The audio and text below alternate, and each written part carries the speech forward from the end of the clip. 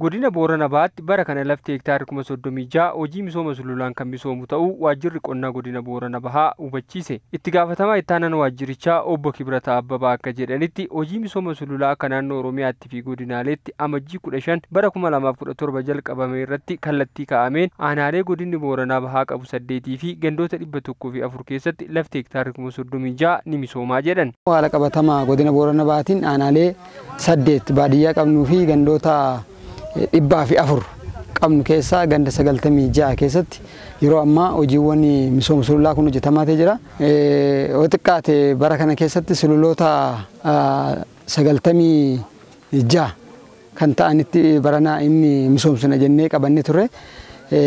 Kaaree isaas gara hektaaraatti jijjiiramee hektaara gara 36,000 ol kan ta'u haala qabatama godina Boorana Bahaatiin hojii kana hojjenna jennee adda baafnee jirra. Hojiin misooma sululaa bona hojjetames biqiltuun akka uwwifamuuf sagantaa shaaraa magariisaatiin biqiltuuwwan miliyoona 35 ol godinichatti qophaa'aa jiras jedhan. Hojiiwwan fiizikaalaa yeroo bonaa hojjetaman kana biqiltuudhaan uwwisuudhaaf hojii baayoloojikaalaa hojjechuudhaaf biqiltuudhaan uwwisuudhaaf yeroo ammaa kana madaba kan mootummaa dabalatee kan piroojektota dabalatee kan dhuunfaa dabalatee kan waldaalee dabalatee yeroo ammaa kana biqiltuun naannoo miliyoona 35 fi isaa ol qophaa'ee hojiin fiizikaalaa amma hojjetame kun yoo argitan ta'e daagaa kanarra deebi'ee biqiltuun hin dhaabataa jechaadha. Hojiin misooma sululaa kunis godina Boorana Bahaa aanaa madda walaabutti kan jalqabame yoo ta'u bulchaa ittaanaa fi itti gaafatamaan waajjira qonnaaf horsiisee bulaa aanichaa obbo Jamaal Hasan misoomni sululaa hirmaannaa hawaasaa bal'aa kan barbaadu ta'uu himanii bara kana akka aanaa isaaniitti misooma sululaatiin lafa hektaara 7,200 irratti hojiin kunuunsa biyyoo bishaanii ni hojjetamaa jedhan.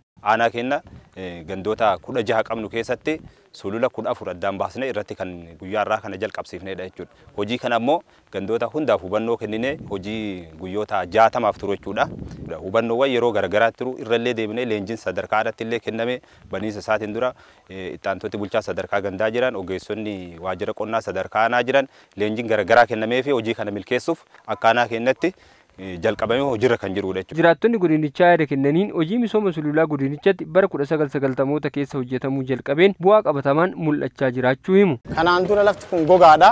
Muki jijjiidhaan kun hin mul'atu. Inni biraa bishaan hin jirani. Sababa dheebuu asii namni hanga gannaalee jechuudha. Yookaan hanga gannaalee malkaa ciratti sababa bishaan dhabiisatiin deemaa kan turre yeroo ammaa naannoo sulula kanaa keessa bishaan argamanii uummanni naannoo kanaatti fayyadamaa jira.